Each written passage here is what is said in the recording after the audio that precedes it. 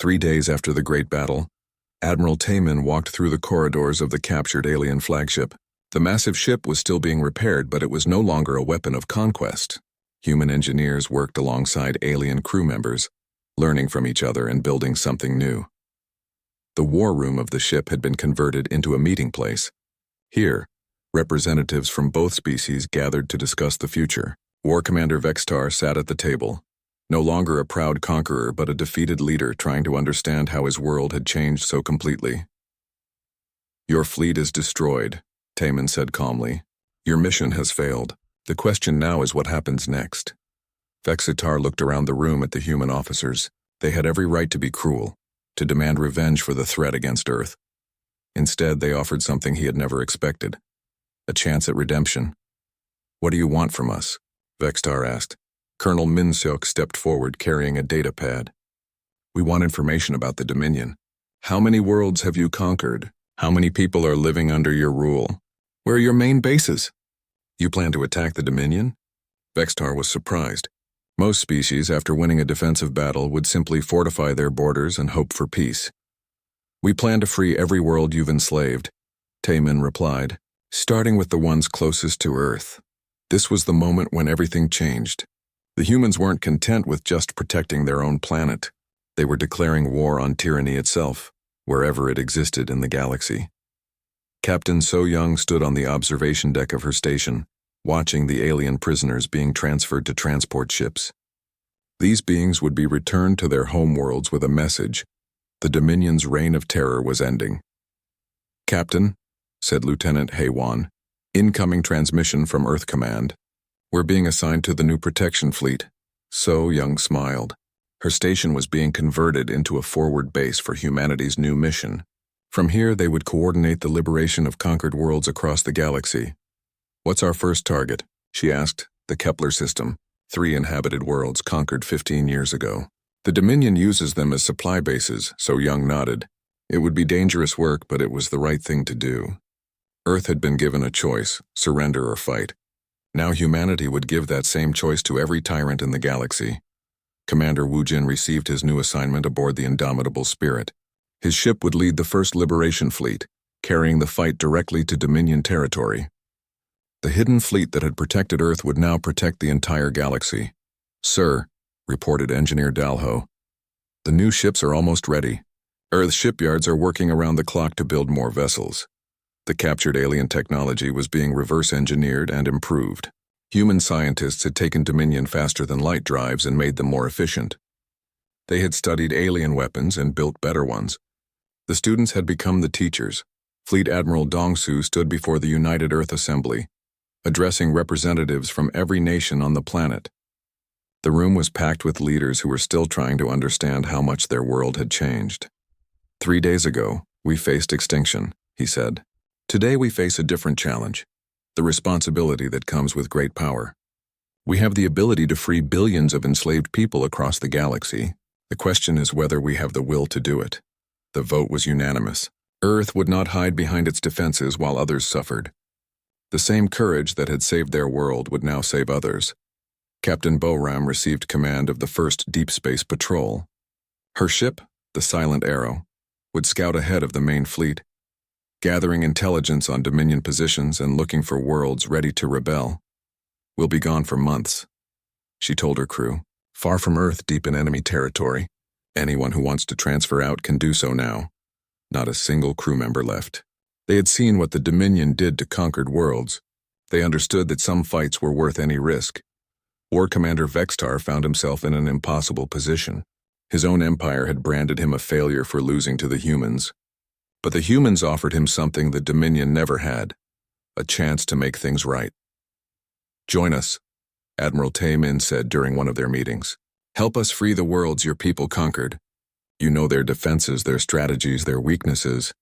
"You would trust me?" Vextar asked. "After I threatened your world?" "We trust people who choose to do the right thing," Taemin replied. "The question is what you choose now." It was the hardest decision of Vextar's life. Everything he had been taught said that strength meant domination, that mercy was weakness. But he had seen human strength paired with human compassion, and it had changed him. "I will help you," he said finally. "The Dominion must end." Captain Jaewon's ship was one of the first to receive the new hybrid technology. Human weapons powered by alien energy systems, armor enhanced with Dominion materials, shields that could stop both energy and kinetic attacks. The Thunder of Seoul had become something entirely new, a ship that combined the best of both civilizations. "Sir," his tactical officer reported, "long-range sensors show Dominion reinforcements heading for Earth, 60 ships 2 days out." Jaewon smiled grimly. The Dominion thought they could send another fleet to finish what the first one had started. They were about to learn that humanity was no longer the same species they had threatened a week ago. "Signal the fleet," he ordered. "Time to show them what humans do to bullies who don't know when to quit." The second battle was shorter than the first. The Dominion reinforcement fleet arrived expecting to find Earth defenseless, its fleet destroyed by their advance force. Instead, they found 100 human warships waiting for them, supported by alien vessels now fighting under human command. This time, there was no surprise, no confusion. The aliens knew what they were facing, and they were terrified. The humans had evolved from desperate defenders to confident warriors in just a few days. The Dominion fleet surrendered without a fight. Admiral Taemin stood on the bridge of his flagship, watching as the last alien ship powered down its weapons. Around Earth, the wreckage of 2 invasion fleets served as a monument to human determination. But this was just the beginning. Across the galaxy, other species were watching and learning. The news of humanity's victory spread from world to world, carried by merchants and refugees and secret resistance networks. On Keltar Prime, a world conquered 8 years ago, underground fighters began planning their rebellion. On the mining worlds of the Vega system, slave laborers whispered of freedom. On a dozen other planets, people looked up at the stars and dared to hope. The humans had sent a message that echoed across the galaxy. "This is Admiral Taemin of the Terran Protection Fleet. To all worlds under Dominion rule, your liberation is coming. To all tyrants and oppressors, your time is ending. We fought for our freedom, and now we fight for yours." War Commander Vextar, now serving as a military advisor to the human fleet, helped plan the first liberation mission. The target was a system close to Earth, where 3 billion people lived under Dominion occupation. "The garrison has maybe 50 ships," he told the human commanders. "They've grown lazy and overconfident. They never expected to face a real fight."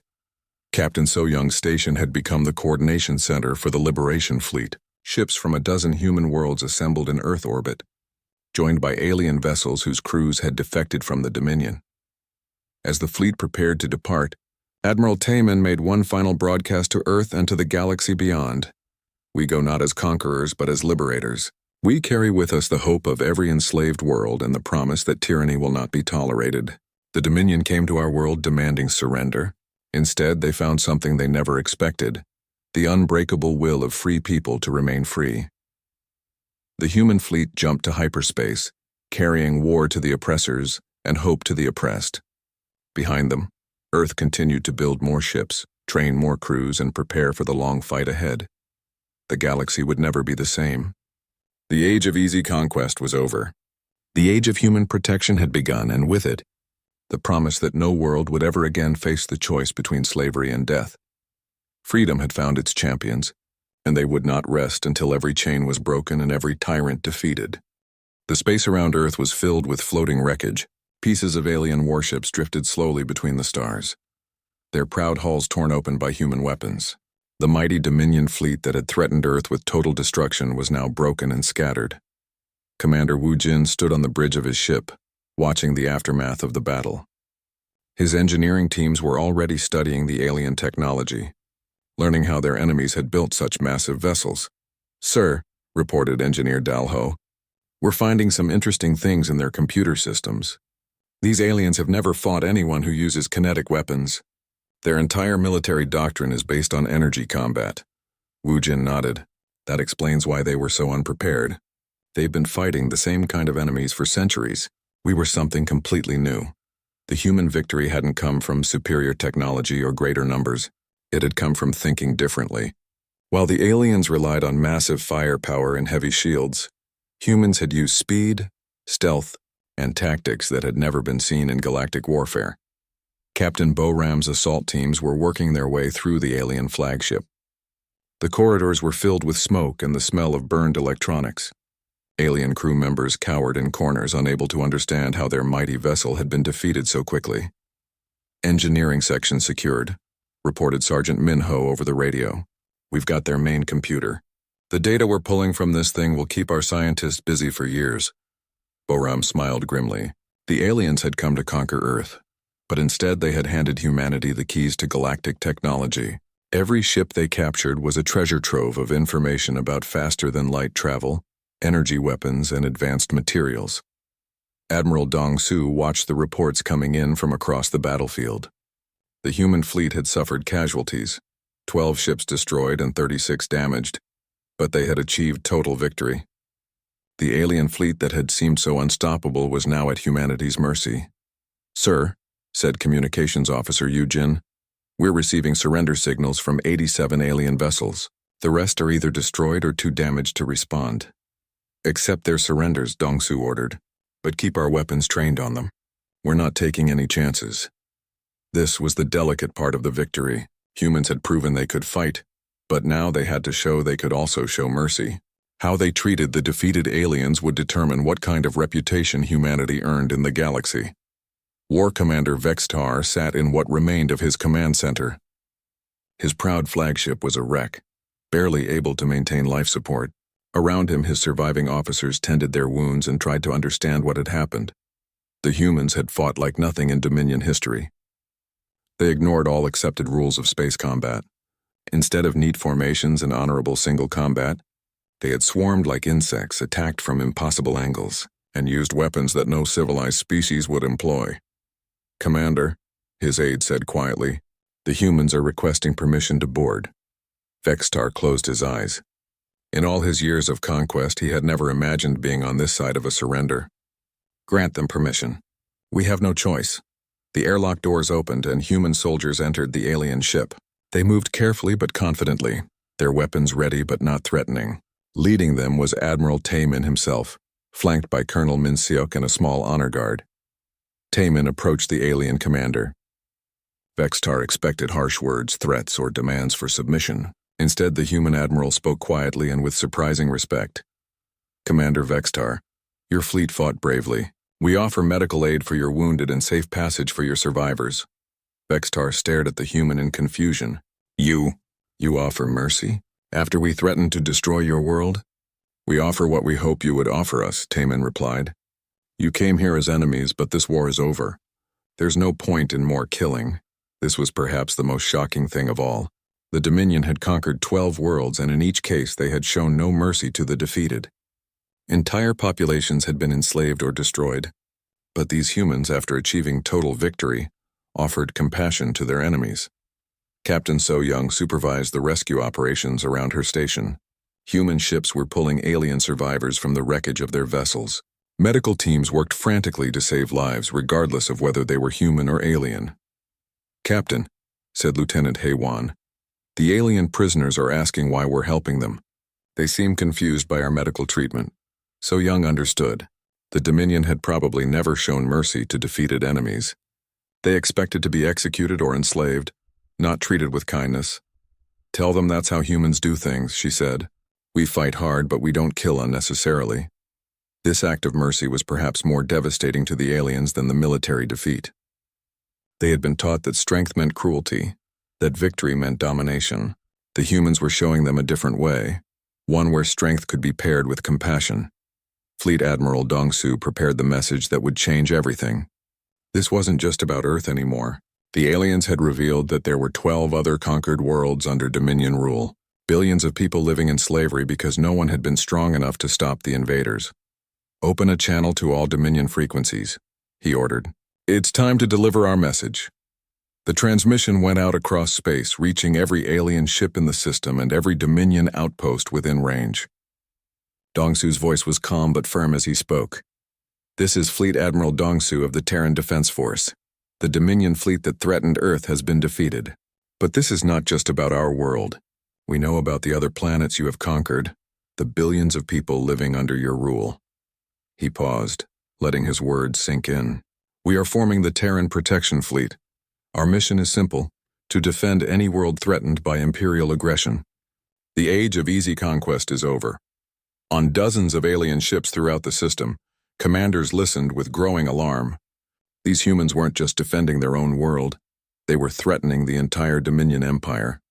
Captain Jawan's ship, the Thunder of Sol, docked with a captured alien vessel. His Marines boarded carefully, expecting resistance. Instead, they found alien crew members who seemed relieved to surrender. "Sir," reported Marine Lieutenant Dalsu, "they're actually cooperating. Some of them are saying they never wanted to fight in the first place." This was another revelation. The Dominion military wasn't made up of fanatic warriors. Many of them were conscripts from conquered worlds, forced to fight for an empire they hated. The human victory had given them hope that freedom might be possible. War Commander.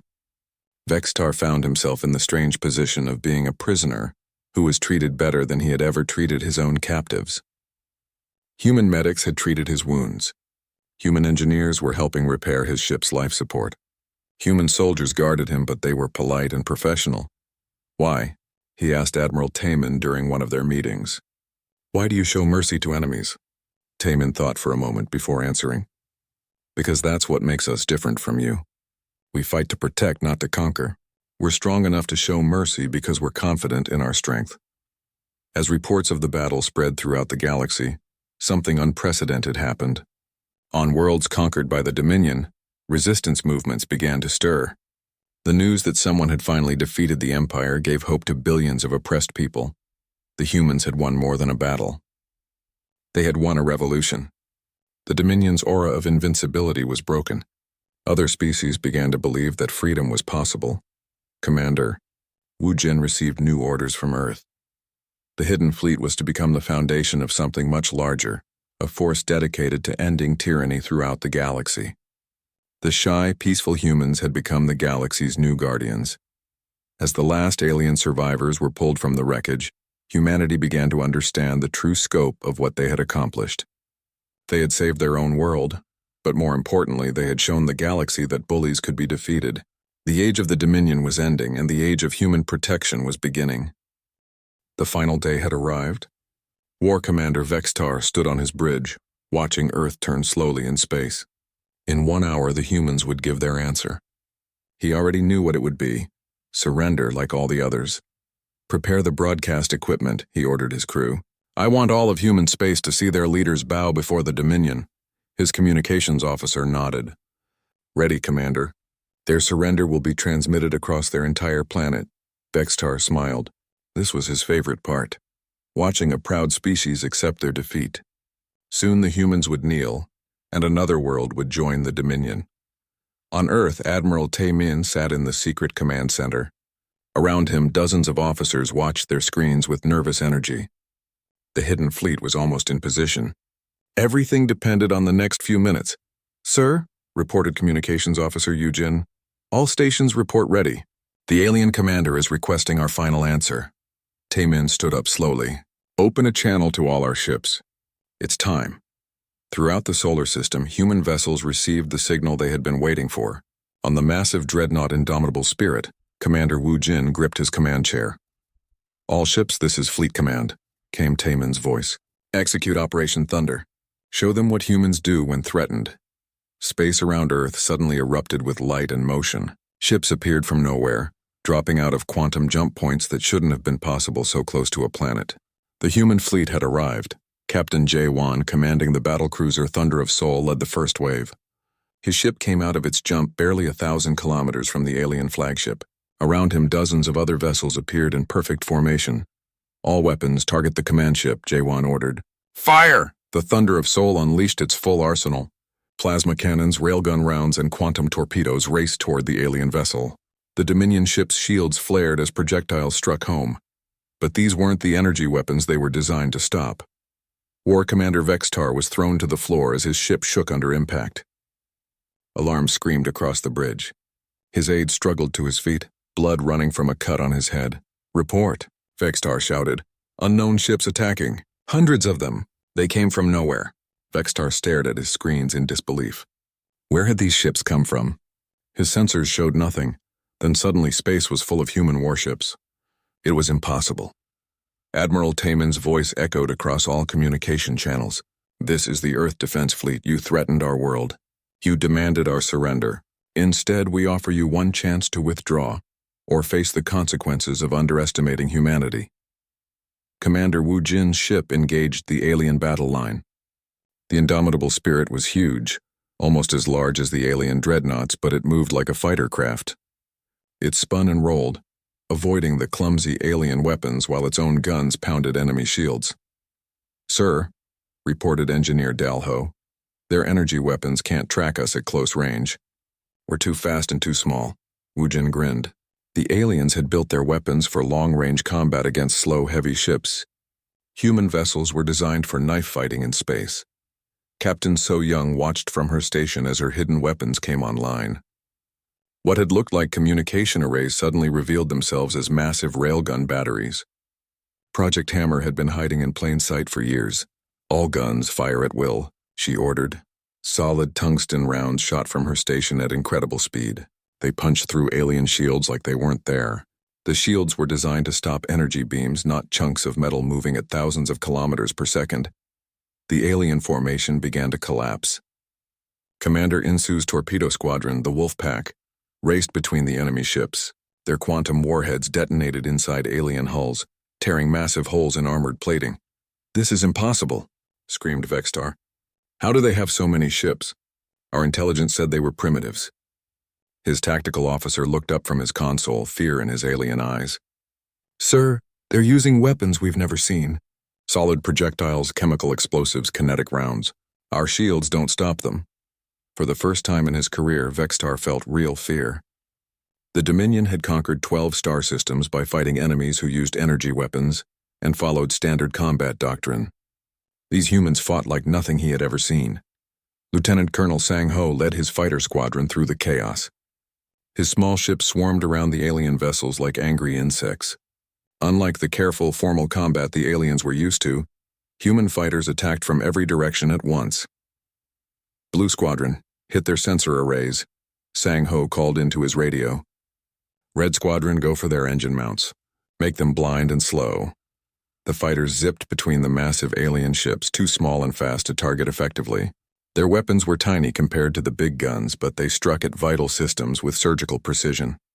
On the alien flagship, chaos reigned. Half the bridge crew was dead or wounded. Fires burned in multiple sections. The ship's massive guns couldn't target the small, fast human vessels that swarmed around them. "Sir, we need to retreat," his aide shouted over the alarms. "We're taking heavy casualties." "No," Vextar screamed. "We outnumber them. We have 300 ships." But numbers meant nothing when you couldn't hit your targets. The human ships moved like they were alive, dodging and weaving through space. They used the alien vessel's own mass against them, ducking behind larger ships to avoid fire. Captain Boram's stealth ship, the Silent Arrow, appeared behind the alien command ship. Her special weapons had been waiting for this moment. She fired a full spread of boarding torpedoes directly into the enemy engine room. Human assault teams smashed through the alien hull. They moved quickly through the ship's corridors using maps Boram had made during her surveillance. Their goal wasn't to capture the ship. It was to steal its technology and turn its own weapons against the fleet. Admiral Dong Su coordinated the battle from Earth's command center. His careful planning had worked perfectly. The aliens were fighting the kind of battle they expected. Ship against ship, firepower against firepower. But humans were fighting a completely different war. "Sir," reported Yujin, "enemy formation is breaking up. 30% of their ships are destroyed or disabled." Dong Su nodded. The aliens were brave fighters, but they had prepared for the wrong enemy. They expected to face another energy weapon civilization that would fight them in neat formations. Instead, they got humans who used every dirty trick they could think of. Captain Jay Wan's ship rammed through the center of the alien formation. The Thunder of Soul's armor was scarred and dented, but her weapons kept firing. Around him, other human ships pressed their attack with relentless fury. "Sir," his gunner reported, "the alien commander's ship is trying to signal surrender." "Ignore it," J1 replied. They wanted to see human strength. Let them see all of it. The battle raged for 6 hours. When it was over, the mighty Dominion fleet was broken. Half their ships were destroyed, floating as wreckage in Earth's orbit. The rest were crippled or surrendering, their proud formations shattered by human tactics they couldn't understand. War Commander Vexitar sat in his ruined command center. staring at the displays that showed his defeat. In one day, these primitive humans had destroyed the most powerful fleet in Dominion history. A human voice came over his communication system. "Dominion Commander, this is Admiral Taman. Prepare to be boarded. Your war is over." 3 days had passed since the aliens arrived. War Commander Vextar sat on his ship watching Earth through the huge windows. The blue planet looked peaceful and helpless. Soon it would belong to the Dominion just like all the others. "Status report," he ordered. "The humans are still deciding, Commander," said his aide. "Their leaders asked for more time to consider surrender." Vextar laughed. "Of course they did. They always ask for more time, but time won't save them." He stood up and walked closer to the window. 3 more days. Then we turn their cities to ash." The alien ships moved slowly around Earth like hungry sharks. They had positioned themselves in a perfect blockade. Nothing could get in or out without them knowing. At least that's what they thought. Captain Bo-Ram crouched in the tiny bridge of her ship, the Silent Arrow. Her vessel was so small it could hide behind a large asteroid. Special coating on the hull made it nearly invisible to alien sensors. She and her crew had been watching the enemy for 2 days now. "Navigation report," she whispered to Jinho. "We're 2,000 kilometers from their main ship," Jinho replied quietly. "They still don't see us." Tactical specialist Nari looked up from her instruments. "Captain, I'm reading their weapon systems. Their shields are strong, but they only protect against energy weapons. They're not designed to stop solid projectiles." Bo-Ram smiled. The aliens had fought energy-based civilizations for so long, they had forgotten about simple kinetic weapons. Humans still use bullets and missiles even in space. Sometimes the old ways were the best ways. "Keep recording everything," she ordered. "Fleet Command needs to know how these ships work." Down on Earth, the mood was dark. People gathered in their homes watching the news and wondering if tomorrow would come. The alien ships hung over them like a death sentence. But in hidden bunkers and secret facilities, other work was being done. General Kyung-ho moved through the underground command center like a man possessed. Maps covered every surface. Communication lines buzzed with encrypted messages. "Sir," said Communications Officer Yu Jin. "Message from Forge Station. The fleet is ready to move." Kyung-ho nodded. "Tell them to begin Phase 1. Silent approach. Maximum stealth." Yu Jin's fingers danced over her keyboard. Far away in space, invisible signals reached the hidden fleet. It was time to move. At the same time, Fleet Admiral Dong-Su walked into a television studio. The cameras were rolling, broadcasting to the entire world. He had to play his part perfectly. "People of Earth," he began, his voice heavy with fake sadness. "Our military cannot match the alien force. We must consider all options for humanity's survival." Watching from their ships, the aliens saw exactly what they expected. Another defeated species ready to bow down to superior force. War Commander Vextar was pleased. "See how they break?" he told his officers. "Their own military admits defeat. Tomorrow we will receive their surrender." But Dong-Su's words had a hidden meaning. "Consider all options" was a code phrase. In secret facilities around Earth, resistance groups prepared for action. If the battle went wrong, Earth would not go quietly into slavery. Far from Earth, Commander Wu Jin stood on the bridge of his flagship, the Indomitable Spirit. Around him, 200 warships moved through space like hunting wolves. They used gravity wells around the gas giants to hide their approach. Their engines ran cold and quiet. "Sir," reported Engineer Dalho, "all ships report ready. We'll reach the outer system in 18 hours. Wu Jin nodded. These ships were his children. He had designed every weapon system, every armor plate, every stealth device. They were built for one purpose: to protect Earth from exactly this kind of threat. "Signal all ship commanders," he ordered. "Battle Plan Alpha. We hit them fast and hard before they know we're there." The human fleet moved like ghosts through space. Unlike the alien ships with their bright lights and energy signatures, the human vessels were dark and silent. They had trained for this moment for years. Back near Earth, Captain So-Young tried to keep her crew calm.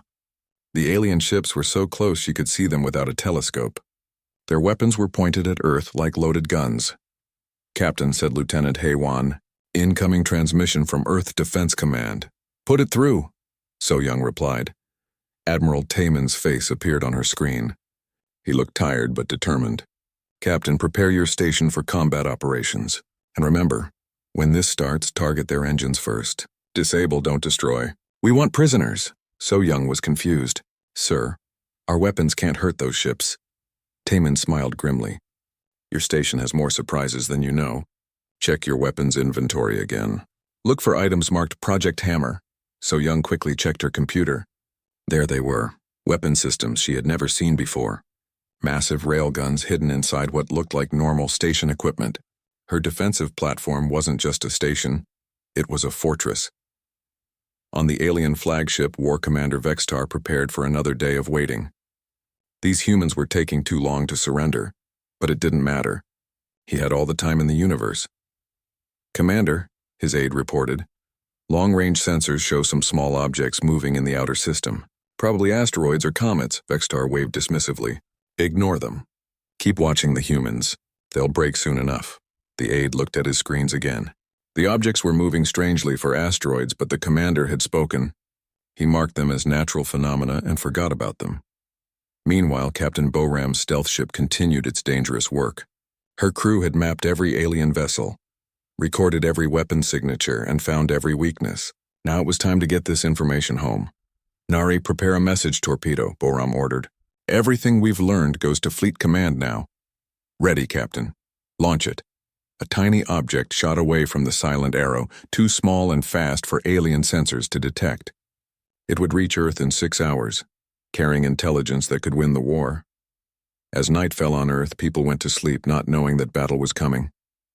In the secret command centers, military officers worked through the night. Every detail had to be perfect. Humanity would get only one chance at this. Admiral Taman stood in the war room, watching displays that showed both the alien positions and the approaching human fleet. In 12 hours, the two forces would meet. The aliens had overwhelming numbers and superior technology, but humans had something else. They had surprise, determination, and weapons the aliens had never seen. Sir, General Kyung-ho said quietly, what if we lose? Taman was quiet for a moment. Then he spoke firmly. Then we make sure they remember the cost of threatening Earth. But we won't lose. These aliens think they know how humans fight. They're about to learn they're wrong. High above Earth, the alien ships continued their lazy patrol. War Commander Vextar slept peacefully in his quarters, dreaming of victory and promotion. He had no idea that death was racing toward him through the darkness of space. The human fleet was 12 hours away from Earth, 12 hours from the biggest battle in human history. The aliens thought they were facing primitives with simple weapons. Instead, they were about to face the full fury of humanity unleashed. The alarm bells rang across the New Seoul space station. Captain So-young rushed to the command center, her boots clicking against the metal floor. The screen showed something that made her heart stop. Massive alien ships were coming out of nowhere, appearing like ghosts in the dark space around Earth. How many? She asked her crew. 300 ships, Captain, said Lieutenant Haewon, his voice shaking. They're huge. Each one is bigger than our entire station. So-young stared at the displays. The alien vessels looked like giant metal spears covered in strange lights. They moved with purpose, forming a perfect circle around Earth. These were not explorers or traders. These were warships. Down on Earth, Admiral Taman sat in his office at Earth Defense Command.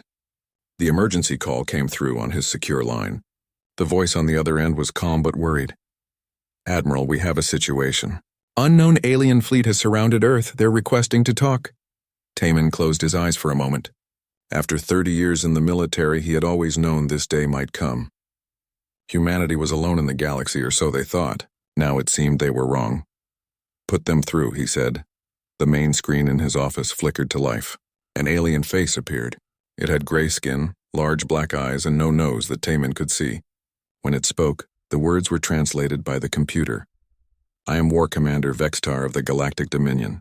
Your species will surrender to our rule. You have 7 of your solar cycles to decide. Submit, or we will destroy your world completely.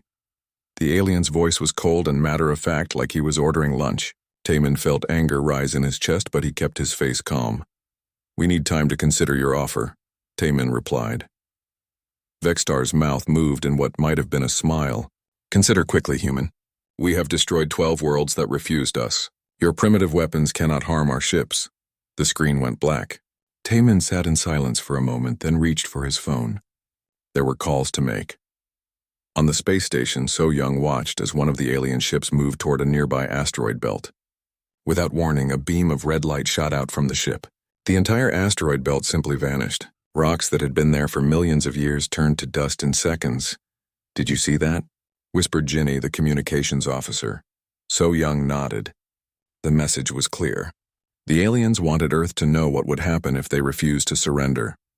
2 hours later, President Kiwu sat in the emergency meeting room deep under the capital city. Around the table were the most important people in Earth's government. Defense Minister He-jin looked worried. Fleet Admiral Dong-su sat quietly, his old face showing no emotion. "Options?" President Kiwu asked. "We have 42 ships in the Earth Defense Fleet," said Hae-jin. "They have 300. Our weapons are no match for theirs. You saw what they did to those asteroids?" President Kiwu turned to Admiral Dong-su. "What do you think?" The old admiral was quiet for a long moment. Then he spoke slowly. "Mr. President, there are things about Earth's defenses that even you don't know. Things we built in secret far from here." Everyone in the room stared at him. He-jin leaned forward. "What are you talking about?" Dong-su stood up and walked to the wall screen. He typed in a code that no one else knew. The screen showed a star map, but this one was different. It showed the outer edge of the solar system, beyond Pluto. 30 years ago, we started a project called Deep Shield. We built shipyards out there in the cold and dark where no one would look. We've been building a fleet. The room was silent. President Kaiwu's mouth hung open. "How many ships?" 200, Dong-su said quietly. "And they're not like anything the aliens have seen before. Far away from Earth, beyond the ice and rock of the outer solar system, Commander Wu Jin stood on the bridge of the hidden shipyard called Forge Station. Through the massive windows he could see the ships. They floated in perfect rows, dark and silent. Each ship was painted black to hide in space. They had no lights that could be seen from far away. "Sir," said Engineer Dalho, walking up to Wu Jin, "all ships report ready for combat. The crews are boarding now." Wu Jin nodded. These ships had been his life's work. Unlike Earth's regular fleet, these vessels were built for war. They were smaller than the alien ships, but they were fast and deadly. More importantly, they used technology that the Galactic Dominion had never seen. "How long until we can move?" Wu Jin asked. 6 hours, sir. The crews need time to run final checks." Wu Jin looked out at his fleet again. For 30 years, Earth had pretended to be weak and helpless. They had built only small defense ships that anyone could see. But out here in the darkness, they had built something else entirely. Back on Earth, Admiral Taman made his way to the hidden command center. This place didn't officially exist. Even most of the military didn't know about it. Here, the real defense of Earth was planned. General Kyung-ho was waiting for him. Maps and charts covered every wall. Red dots showed where the alien ships were positioned. Blue dots showed Earth's known defenses, but there were other dots too, green ones that most people had never seen. "The aliens think we're helpless," Kyung-ho said. "They've positioned their ships like they're dealing with primitives. No overlapping fields of fire. No protection against attack from below the solar plane." Taman smiled for the first time since the aliens arrived. "They're used to fighting enemies who play by their rules. We don't." As the hours passed, the people of Earth watched the news with growing fear. The alien ships hung in space like dark clouds, reminding everyone that death could come at any moment. But they didn't know about the secret fleet moving through the darkness toward them. On the alien flagship, War Commander Vexi Tar sat in his command chair. He was already thinking about how to divide Earth among his officers. Humans seemed weak and frightened, just like all the other species the Dominion had conquered. In a few days, this would all be over. He had no idea that death was coming for him, moving through the cold space between the stars. The humans had made their choice, but it wasn't surrender. It was war.